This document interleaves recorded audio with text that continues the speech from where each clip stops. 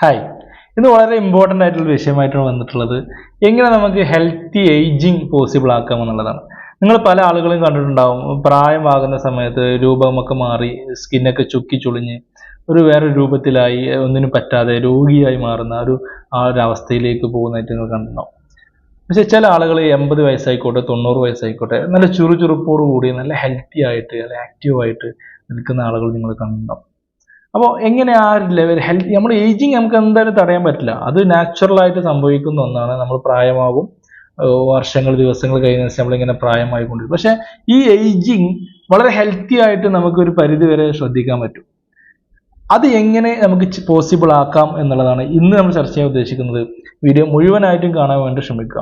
ആദ്യമായി നമ്മൾ സ്ഥിരമായി പറയുന്ന പോലെ തന്നെ നമ്മുടെ ഭക്ഷണം തന്നെയാണ് ശ്രദ്ധിക്കേണ്ടത്. ബാലൻസ്ഡ് ഡയറ്റ് ഫോളോ ചെയ്യുക എന്നുള്ളതാണ് ആദ്യം നമ്മൾ ചെയ്യേണ്ടത്. നമ്മൾ ബാലൻസ്ഡ് ഡയറ്റ് എന്ന് പറയുമ്പോൾ നമ്മൾ കഴിക്കുന്ന ഭക്ഷണത്തിൽ കാർബോഹൈഡ്രേറ്റിന്റെ അളവ് ഒരു പ്ലേറ്റ് എടുക്കുകയാണെങ്കിൽ അതിൻ്റെ ഒരു 1/4 ഭാഗം മാത്രമേ നമ്മളൊരു ചോറ് എടുക്കാൻ പാടുള്ളൂ, അരി ഭക്ഷണം എടുക്കാൻ പാടുള്ളൂ.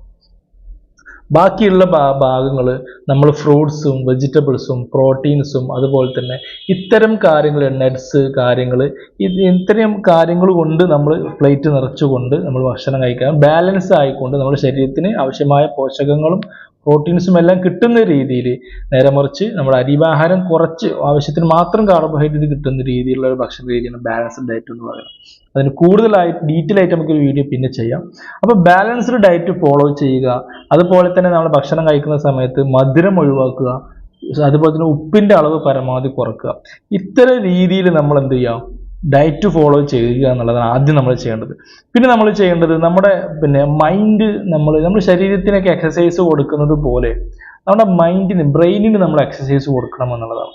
ബ്രെയിനിന് എങ്ങനെയൊക്കെ നമുക്ക് എക്സസൈസ് ചെയ്യാം, അതുപോലെ അത് എന്തൊക്കെയെന്ന് വെച്ചാൽ നമുക്ക് എന്തെങ്കിലും രീതിയിലുള്ള പ്രോബ്ലം സോൾവിങ് ഗെയിമുകളൊക്കെ ചെയ്യാം. പസിൽസ് ഒക്കെ പോലുള്ളതൊക്കെ നമുക്ക് സോൾവ് ചെയ്ത് കളിക്കാം. അതുപോലെ തന്നെ എന്തെങ്കിലും പുതിയ പുതിയ ബുക്കുകൾ വായിക്കാം. പുതിയ സ്കില്ലുകൾ നമ്മളിങ്ങനെ പഠിച്ചുകൊണ്ടിരിക്കാം. പുതിയ ബന്ധങ്ങൾ സ്ഥാപിക്കുക.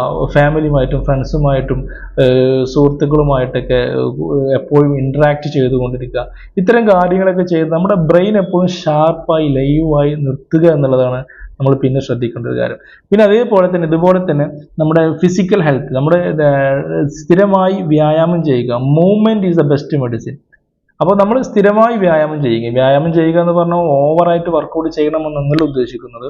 നമ്മൾ റെഗുലർ ആയിട്ട് എന്തെങ്കിലും ജോഗിങ്ങോ റണ്ണിങ്ങോ അല്ലെങ്കിൽ വാക്കിങ്ങോ അല്ലെങ്കിൽ യോഗ പോലുള്ളവയോ എന്തെങ്കിലും രീതിയിലുള്ള ഒരു വ്യായാമം നമുക്ക് നിർബന്ധമായിട്ട് വേണം എന്നുള്ളതാണ്.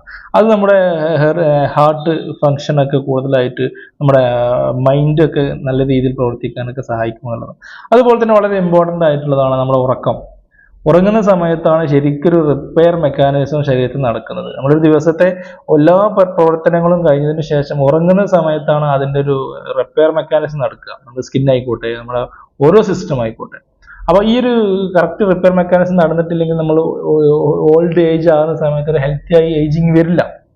കാരണം കറക്റ്റായിട്ട് നമ്മുടെ ഇമ്മ്യൂൺ സിസ്റ്റം വർക്ക് ചെയ്യണമെങ്കിലും കറക്റ്റായിട്ട് നമ്മുടെ റിപ്പയർ മെക്കാനിസം കറക്റ്റ് നടക്കണമെങ്കിലും ശരിയായ ഉറക്കം നമ്മുടെ ബോഡിക്ക് ആവശ്യമാണ്. അപ്പോൾ ശരിയായ ഉറക്കം നല്ല രീതിയിൽ ഒരു 7 to 8 hours ഉറക്കം കിട്ടുന്നുണ്ട് എന്നുള്ളത് ഉറപ്പുവരുത്തുക എന്നുള്ളതാണ് അടുത്തായി ശ്രദ്ധിക്കേണ്ടത്.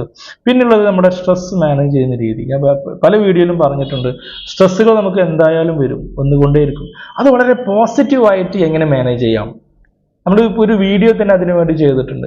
അപ്പോൾ സ്ട്രെസ് വളരെ നല്ല പോസിറ്റീവായിട്ട് മാനേജ് ചെയ്ത് വളരെ ഹാപ്പി ആയിട്ട് നിൽക്കാൻ നിങ്ങൾക്ക് പറ്റുന്നുണ്ടെങ്കിൽ നിങ്ങൾക്കും അത് സാധ്യമാണ്. അത് നമുക്ക് മെഡിറ്റേഷൻ ചെയ്യാം, യോഗ ചെയ്യാം, മറ്റ് റിലാക്സേഷൻ ടെക്നിക്സുകളൊക്കെ അതിനു വേണ്ടി നമുക്ക് യൂസ് ചെയ്യാൻ പറ്റുമെന്നുള്ളതാണ്. അപ്പോൾ ഇത്തരം കാര്യങ്ങൾ നിങ്ങൾ ജീവിതത്തിൽ ചെറിയ കാര്യങ്ങളാണ്, നിങ്ങൾ വിചാരിച്ചാൽ പറ്റുന്ന കാര്യങ്ങളാണ്.